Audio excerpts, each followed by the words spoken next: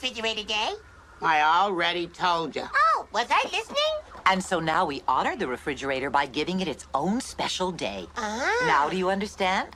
The key thing is we get lots of presents. Ooh, presents! You're a half a day late in your payments. On time we could overlook, but half a day, it's out of here. No, Fridgie. I wonder what you're doing right now. We sold this stuff to these guys, and now they want to sell it back to us. At a profit? I don't think so. Now, would you like to buy it for exactly the same amount we paid for it? If we bought things from you, then we'd be the customer and you'd be the store. Do you want to be a store? It's a lot of responsibility. Hello, everyone, and welcome back to a YouTube exclusive as part of the Not Content Podcast. My name is Jerome Cuson. Again, as always, like and subscribe so that you can get notifications on when new videos go up. Again, this is a YouTube exclusive. We have been discussing some Christmas specials. The first two episodes were kind of my suggestions. The first one being the Garfield Christmas special. Last week, we discussed the Brady's. Next week and this week are Brian's choices. And this week, we are going to be discussing Dinosaurs Refrigerator Day. Brian has picked a great episode of television for us to talk about. As much as I am not nostalgic for Ghostbusters 2, which we discussed on the main podcast feed, I am very nostalgic for Dinosaurs and have a love for this show that we are going to get into. But I'm going to turn things over to Brian, as this was his choice, and what a great choice this was. Yeah, it's pretty much the only Christmas-themed episode of the series, and it's kind of a combination of Thanksgiving and Christmas, and the idea that the dinosaurs evolved to a state of mind where they have their own kind of Christmas is just kind of just so funny. And this whole idea of the show Dinosaurs is so revolutionary, ahead of its time. The writing is ahead of its time. We'll talk about the writing in this particular episode too, but I was just I put this on while my brother was at home, and we watched this, and he just started looking at me. He's like, "Dude, when was this written?" And I was like, 1991. He was like, "Wow, this is way ahead of its time." And just the idea that the company that, the main company that runs a lot of the products in the show, We Say So Company, come on, the social and satire and the commentary, it's all there, man, all in the names and all in the jokes. This idea of corporations taking over our lives and dictating what we do and how we live our lives and how we think. It's all over the show. It's not just in this one episode, but it's all over every episode, subtly layered into some of the plot lines, subtly layered in what the characters do and how the characters act, or how the characters are exposed to act in terms of traditions and stuff like that. So this idea that the dinosaurs come together for Refrigerator Day is because before they were just hunter-gatherers, right? And this idea that, dinosaurs are no longer hunter-gatherers, and what happens in that situation, you get the show Dinosaurs, where it's all we're kind of settled in now. We're not hunter-gatherers. We're just kind of trying to stay in one area, right? And that's kind of how this kind of plays out, and it's really if you're from a scientific perspective, it's so fascinating, this idea of what happens to a hunter-gatherer society that quickly evolves into it's not even agricultural society. It's just they're happy the way they are because they have a refrigerator now to keep their food cold, and that's their whole basis of their culture, is hunting food. So once that is out the door, it's what do we do now? And that comes to the rise of the corporations coming around, and the We Say So company telling them how to live their lives and how to control their lives, because they don't know what to do now because they're not hunting and gathering anymore. That's the basic premise of this whole show, and how these different situations and the culture plays out. It's just amazing. And this is this is not even the first season. This is the second season they came up with this episode 12. And my goodness, this idea that Refrigerator Day is coming up, and Earl Sinclair's low on payments, and he's not getting his Christmas bonus. Boy, have we all been there, folks. We've all been there of not getting a Christmas bonus because the boss wanted to give his own bonus instead, right? So that goes down, and the idea that they can't make the payment at the half-day point. It's they have to make payments halfway throughout the day and then at night to keep the refrigerator. It's so ridiculous. And they take the refrigerator out, and it gets repossessed, and it takes all their food with them, and it's Earl, what are we gonna do? We have no food now. And then Earl just becomes so distraught and doesn't know what to do with himself. and his hunter-gatherer's instincts don't even kick in, and he just doesn't know what to do himself. It's just so like crazy to watch, and how this all plays out, and this idea that, oh, what if we sell our presents to get the money to pay for the refrigerator? And they go, and the family goes, and they try to return their presents, and lo and behold, they're just like, what do you mean? Like, we sold you those presents. Why do you want to return them? Like, you want to bring them back to us? Like, for a cost? Like, are you trying to sell back to us? We're the store, lady. What are you trying to pull here? This whole concept of like trying to return stuff was so like new and like never even a thing before they mention it. And then they realize like, oh shit, this is a great idea. We can make more money. So they go back to the family. They give all the presents back, and they say, listen, you can have your Christmas back. Just sign this thing that gives you all the rights to the idea of the return policy, and then we hand it over to us. And they just blindly signed it away. So yeah, just this idea of corporations sneaking in, taking people's ideas, and then taking it for their own, and not even fully paying out what that value truly is to them, of what that policy and that idea is. So it's just amazing. Just this whole idea of like corporations coming in and taking over, and this idea of, what do you mean you want to return what do you mean you want to bring it back? Well, that's crazy. Get out of here, lady. And then they end up like buying it at half the cost, which is even like crazier to me, because like that's any store that would do that nowadays would be just so panned on the internet for that policy. So it's just amazing, Jerome. Just the writing on this show, the satire, all this kind of stuff, and it's all about Refrigerator Day, just appreciating your cold food. Absolutely. I think there are times when this episode felt very similar to the Simpsons Christmas special from a couple of years prior. But I think the ending of this episode is so brilliant and really just pays off the very concept of Refrigerator Day so perfectly. I love the idea that the family gets everything that it wants. It gets its refrigerator back. It gets the Christmas gifts, but at what price? And I think that is brilliant. That is what makes this show so good. Consistently, it delivers on the idea of both sitcom and satire, and that is really difficult to do. And I think the show just, there's so many episodes that we could discuss, and I think it falls into the same pattern. And when I say that, I don't mean that as an insult. I think that this show is incredibly well written. And to think of the effort that it must have taken, given that we are not talking about CGI, we're not talking about people, we're not talking about puppets, we are talking about detailed animatronics, and every single character has to be operated as an animatronic. I cannot even imagine how difficult this must have been, but they absolutely nailed every aspect of the production elements. Every character feels distinct. Each dinosaur feels like they are a character. And that's the thing that you just don't get with CGI, and I don't even know that you always get it with animation. But to me, what makes this movie as good as it, or what makes the show as good as it is everybody is just operating at such a high level, and that's what I love. This show is funny, but it's also heartbreaking. I mean, it has an infamously, literally the saddest possible ending that you could have for a TV show. But this episode, I think, really represents just what makes the show so good. I think the show is funny, and again, I think this could have very easily been in a typical Christmas episode, but it feels elevated because of the bittersweet nature of the ending and the fact that the family, like, they get what they want, but the company kind of gets what it wants as well. A new idea that they don't have to pay for. They just, throw a little bit of pittance at this family. The family's just relieved to get the refrigerator and the gifts back, but they probably deserve a lot more because the family has given them this great idea, and this company is now going to make $1 billion because of it. And again, just great voiceover performances across the board. And yeah, that's really. And the thing I love is, I think that Baby is kind of the character that kind of became a pop culture fixture just because of the frying pan and saying not the mama.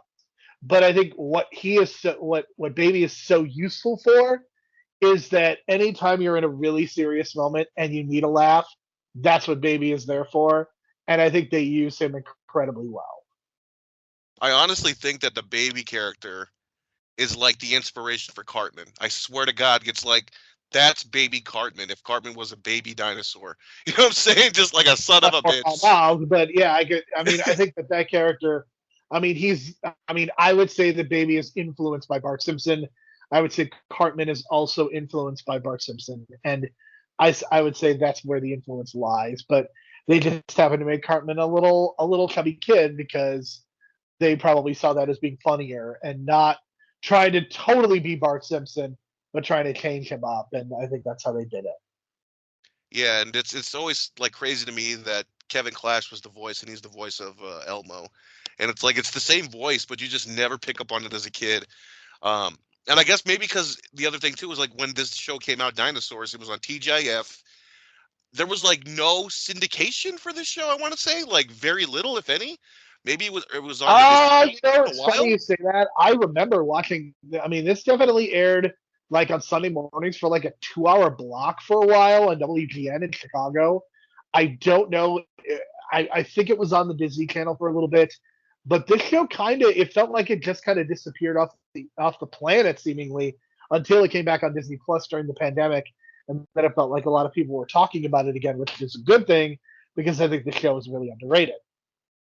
And the other thing too is that it was actually on Hulu, I believe, before it was on Disney Plus, and it was just like that. Just showed you like not a lot of people were into. I don't think going on with Hulu. If it was on Hulu, I would have known, and I would have been watching it. Really? So maybe I misread that because I felt like I read. That's what I thought I read, but I guess not. Like it was on Hulu for a little while, but I don't remember. I know that it became a thing when it got onto Disney. Yeah, that's what I'm saying. I think Hulu is not as big as people assume it is in terms of like this way to get movies out there. Maybe like Prey and Hellraiser would have done better in different platforms than Hulu. You know what I'm saying?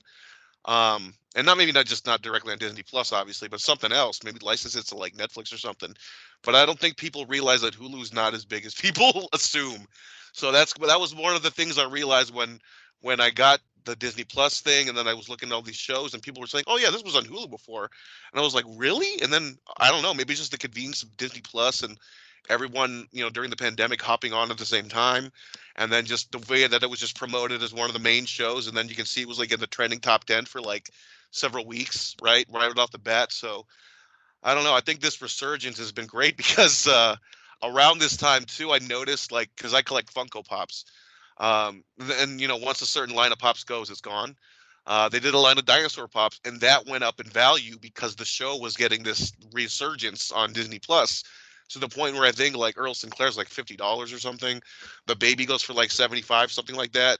Like those are big prices for a Funko, obviously. So it just kind of shows you that there was that power of Disney Plus that really added to the resurgence of this, and like this idea that this the ending is like more known now than it was before, because I don't think a lot of people saw the ending.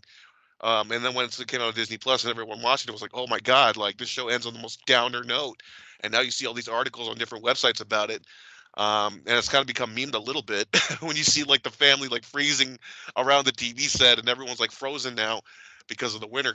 But yeah, just a dark ending to this great show. But it kind of fits the theme because I always felt like watching the show, like it was never going to end with a happy ending. It was going to end with the corporations winning because it's a perfect end.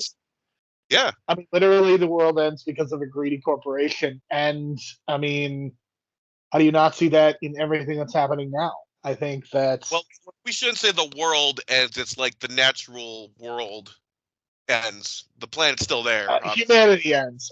That's the thing. Like George Carlin always said, the planet's going to be fine. The people are fucked. That's where it always comes down to. But yeah. I think, and something that I was thinking about, Jim Henson unfortunately passed away a year or two before the show even premiered. And if you look at the fumes of his legacy, like if you look at the immediate aftermath, the Teenage Mutant Ninja Turtles, which he had a hand in because of the production elements, not that he had any creative juices behind it, but the costumes, very well regarded, and the Ninja Turtles is one of the most successful independent movies ever produced. You get this 4-season sitcom that definitely found some popularity, and of course, I think at this point would generally be regarded as really underrated, with a tremendous ending that is very worth noting. And then you get the Muppet Christmas Carol, which is probably the best of the Muppet movies, and is I think creatively also just incredible. But you look at what happens afterward. And it's like the Muppets get sold to Disney, and you get CGI, and those fumes just quickly go away. But it just sucks, man, because it felt like for a couple of years after Jim Henson's death, it felt like, the legacy could have gone on, but it just feels like we've lost it.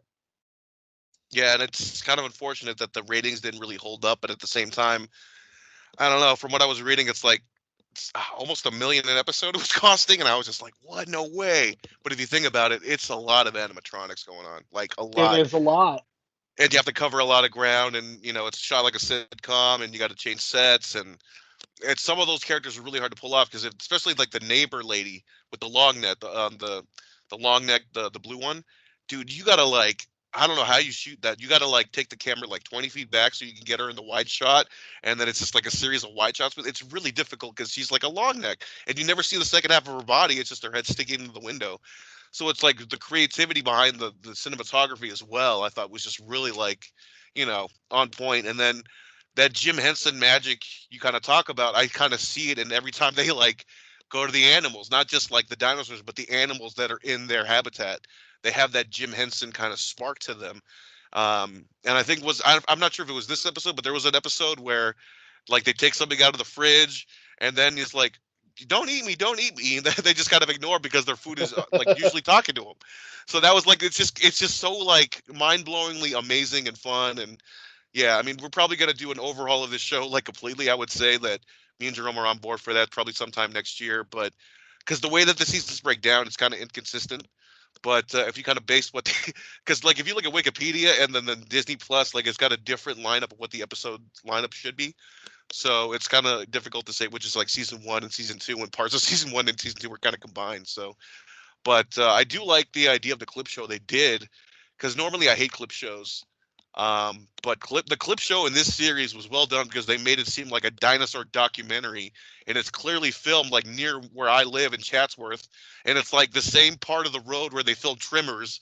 So I was just thinking like, oh, this is great. It's like a Trimmers kind of tie-in, and they're doing this Jurassic Park type thing before Jurassic Park even comes out. And that's the one time a clip show actually worked for me, other than like maybe the Simpsons clip show. But they actually aired this like after the end of the first season. And I was like, whenever you air a clip show in the first season, it's like doomed, right? Something bad happened where you have to do a clip show at the end. But in this case, they tied it in well because it fit the theme of the show. Absolutely. I mean, I think the show is pretty brilliant, quite frankly. And if you have not seen it, you should go and watch it because it's pretty great. That's all I'm going to say. And I love that at the end of the episode, they say Happy Refrigerator Day. And that just a great final touch because they're not even acknowledging the existence of Christmas. And that I think is great. And the idea that like they do this stage pageant, honoring their ancestors, and they're dressed like pilgrims, which is very confusing. And man. And they decorate the great, refrigerator like it's Christmas with like Christmas decorations. It's so fucking hilarious. It's like, God, the creativity behind this episode is just so like, so good. And a little note here, if you ever look up what Stuart Pankin looks like, he's the main voice of Earl Sinclair. My God, he's like almost like the perfect person to play Paul Heyman in a movie, and I've been saying that for years. If you look at his face and his mannerisms and the way he elevates his voice, I definitely looked him up for sure. And he is definitely the perfect person to play Paul Heyman in a movie, for sure. Give that dude a wig and a hat, and he looks like he'd be Paul Heyman in any part of the 90s, and you take his hair off, and he looks like he's Paul Heyman today. So, and of course, Jessica Walter. I mean, my goodness, like this and Arrested Development, despite what your feelings are about. Like you wouldn't even know it's the same person. I didn't even realize it was the same person because Jessica Walter is such a like, not a bitch, but like such a darker character on Arrested Development compared to this. The tone in voice, the mannerisms in the voice. My goodness, like it's such a loving character, and then in Arrested Development, it's like the complete opposite of what that mother character is. So it's just amazing, and of course the kids are good as well, and the daughter is very materialistic, which is so on point for the 90s. It's like almost like what the precursor was to what that Clueless character was going to be with Alicia Silverstone. You know what I'm saying? So there's a lot of cool like elements like that about materialism and corporation stuff. So overall, this episode I give like a 9 out of 10. This entire series I probably give like a 9 out of 10, maybe 9.5. I mean, But I'm again, probably in an 8 out of 10 for the series and a 7 out of 10 for this episode, but I mean, this show rules. It should absolutely be seen by everybody. yeah, and then the idea, like, I think my favorite episode is the werewolf episode, but instead of a werewolf, it's a caveman. And instead of when Robbie gets bitten, instead of turning into a werewolf, he turns into a caveman, which I found so fucking hilarious at the time. Because I was a fan of werewolf There's a movies. and I lot got of really scared. memorable episodes. That's the thing. There are so many memorable episodes. For sure. But in terms of Christmas, this really fits the bill. In terms of next week's episode, we're going to talk about, it's not exactly Christmas feely, but it does involve the Krampus, which is a legendary figure amongst Christmas, aficionados, the anti-Santa killer, whatever. Yeah. Sure. Brian took one of my recommendations and has literally become obsessed. Well, here's the thing. I'm using my my buddy's HBO subscription, and somehow I got kicked out, and I can't get back in right now. So that is very unfortunate. It's frustrating, but it actually slowed me down because I was literally doing like 4 or 5 episodes a night on Mystery Incorporated Scooby-Doo. So it's a good thing because it slowed me down because now I got like a good 20 episodes left. I got to pace myself because we'll talk about it next week. But this Mystery Incorporated show is like, it's like Monster of the Week mixed with this overarching mystery that always gets more mysterious and more. It is Twin Peaks done like Scooby-Doo. Oh yeah, and we'll talk about the sheriff character as well because I think any iteration of Scooby-Doo now needs that sheriff character to make it modern. I think because I don't know. We'll talk about it because Patrick Warburton, amazing as a voice, obviously, and he's amazing as this hapless little town sheriff that gets really fucked over a lot in that show. But we'll talk about it next week. How this anti-Christmas episode that happens, like I think in like the summertime in terms of the timeline of the show, but what it really is just a giant ruse as to what's going on in the overarching storyline. So that's kind of a preview for next week's Christmas episode. As you can tell, I went with the more non-conventional Christmas type episodes. Obviously next week's not even gonna have the Christmas feel to it, but it's gonna have the Krampus. But this week is obviously a satire on the whole idea of Christmas, so that's what I wanted to get out there. But a lot of fun talking about it, and I guess that kind of wraps things up for this week. I guess the next episode you're gonna hear from us is gonna be our what's the timing on this one? I forget already. So this week people will be also on the main feed. They will get a chance to listen to our thoughts on Ghostbusters 2. Next week on the main feed, we are talking about Eyes Wide Shut, and we are pairing that with Ghostbuster with Mr. Incorporated Scooby-Doo. So what a great pairing that's going to be. And then the grand finale of the year is the top 10 of 1994, which we will. And there will be no YouTube because no Christmas, so no YouTube exclusive. And that 1994 episode is going to be a long one too. So that's what we're going to be doing extra research for that one. We're doing extra research, trying to fill in those gaps that we. Yeah, I filled in some gaps, and I got a banger of a movie that is in my top 10 that I'm not. And he's not going to tell me what it is, and I'm trying to figure out what it is, and I think I know what it is, and I might actually watch what I think it is because I've heard excellent things about the movie as well. So there you go. Yeah. Thank you for listening, and we'll talk to you again soon.